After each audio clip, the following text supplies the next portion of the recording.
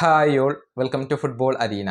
ആഴ്സണലിൻ്റെ Brazilian super താരങ്ങളായ Gabriel മാർട്ടിനെല്ലിയും Gabriel ജീസസും ആഴ്സണൽ വിടുകയാണ് എന്നുള്ളത് ഏറെക്കുറെ ഉറപ്പായി കഴിഞ്ഞ കാര്യമാണ്.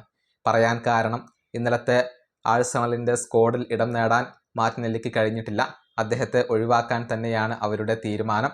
ഇതുമായി ബന്ധപ്പെട്ട പുതിയ റൂമർ ഇപ്പോൾ പുറത്തേക്ക് വന്നിട്ടുണ്ട്. നിലവിൽ 4 ക്ലബ്ബുകൾ അദ്ദേഹത്തിന് വേണ്ടി ശ്രമിക്കുന്നുണ്ട്.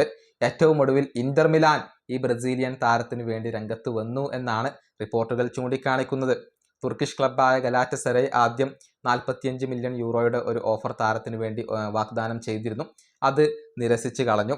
എന്നാൽ ഇപ്പോൾ 60 മില്യൺ യൂറോ താരത്തിന് വേണ്ടി ലഭിക്കണം എന്നുള്ള ഒരു നിലപാടിലാണ് ഗണ്ണേഴ്സ് ഉള്ളത് എന്നാണ് മാധ്യമപ്രവർത്തകനായ ഇക്രം കോനർ ഇപ്പോൾ റിപ്പോർട്ട് ചെയ്തിട്ടുള്ളത്. ഇന്റർ മിലാൻ ഈ താരത്തിന് വേണ്ടി വലിയ രൂപത്തിൽ ശ്രമിക്കുന്നുണ്ട്.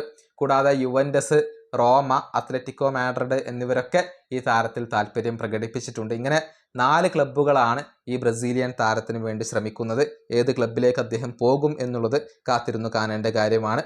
ഇനി മറ്റൊരു റൂമർ അത് ഗബ്രിയേൽ ജീസസുമായി ബന്ധപ്പെട്ടതാണ്. അദ്ദേഹം പുതിയ ക്ലബിനെ അന്വേഷിച്ചു കൊണ്ടിരിക്കുകയാണ്. നാപ്പോളിക്ക് അദ്ദേഹത്തിൽ താല്പര്യമുണ്ട് എന്ന റൂമർ നേരത്തെ പുറത്തേക്ക് വന്നിരുന്നു. ഇപ്പോഴിതാ അത്ലറ്റിക്കോ മാഡ്രിഡ് അദ്ദേഹത്തിൽ താല്പര്യം പ്രകടിപ്പിച്ചു എന്ന ഒരു റൂമർ കൂടി പുറത്തേക്ക് വന്നിട്ടുണ്ട്. സ്പാനിഷ് മാധ്യമമായ AS ആണ് ഇക്കാര്യം റിപ്പോർട്ട് ചെയ്തിട്ടുള്ളത്.